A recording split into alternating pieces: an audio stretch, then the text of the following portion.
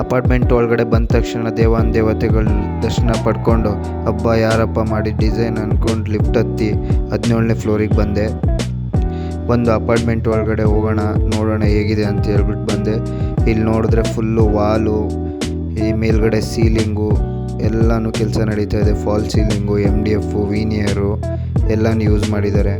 ತುಂಬ ಚೆನ್ನಾಗಿ ಮಾಡಿದ್ದಾರೆ. ನಮ್ಮ ಫ್ರೆಂಡೇ ಡಿಸೈನ್ ಮಾಡಿರೋದು. ಈ ಮನೆಗೆ 5 ರೂಮ್ ಬರುತ್ತೆ. ಇದಕ್ಕೆ ಎಲ್ಲನೂ ವೀನಿಯರು MDF ಅಲ್ಲೇ ಮಾಡಿದ್ದಾರೆ.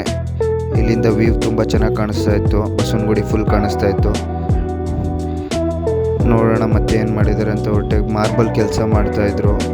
ತುಂಬ ಚೆನ್ನಾಗಿ ಮಾಡಿದ್ದಾರೆ. ಇನ್ನೂ ಸ್ವಲ್ಪ ಕೆಲಸ ಪೆಂಡಿಂಗ್ ಇದೆ. ಇನ್ನು ಡ್ಯೂಕು ಎಲ್ಲ ಹೊಡೆಯೋದಿದೆ. ವೀನಿಯರ್ಗೆ, MDFಗೆ ಎಲ್ಲ. ಡ್ಯೂಕು ಎಲ್ಲ ಆದಮೇಲೆ ತುಂಬ ಚೆನ್ನಾಗಿ ಬರುತ್ತೆ ಅಂದ್ಕೊಂಡು ಇನ್ನೊಂದು ಸಲ ಬಂದಾಗ ವೀಡಿಯೋ ಮಾಡ್ಕೊಳ್ಳೋಣ ಅಂತೇಳಿ ಸೀದಾ ಕೆಳಗಡೆ ಬಂದೆ. ಇಲ್ಲಿ ಬಂದು ನೋಡಿದ್ರೆ ಫುಲ್ಲು ಜಪಾನ್ನವ್ರು ಬೆಳೆಸಿರ್ತಾರಲ್ಲ ಆ ಥರ ಮೀನು ಹಾಕಿದ್ದಾರೆ. ಇದು ಬಂದೆಲ್ಲ ಆಟ ಆಡ್ತಾಯಿತ್ತು. ಸರಿ ಆಯಿತು ಅಂಥೇಳಿ ಒಂದು ವೀಡಿಯೋ ಮಾಡಿಕೊಂಡು ಅವ್ನು ನೋಡಿ ಖುಷಿಪಟ್ಟು ಸೀದಾ ಹೊರಟೆ. ಇದು ಬಂದು ಬಸವನಗುಡಿಯಲ್ಲಿರೋ ಶ್ವಾಸ ಅಪಾರ್ಟ್ಮೆಂಟು. ತುಂಬ ಚೆನ್ನಾಗಿದೆ. ಇವತ್ತಿನ ವಿಷಯ ಇಷ್ಟೇ.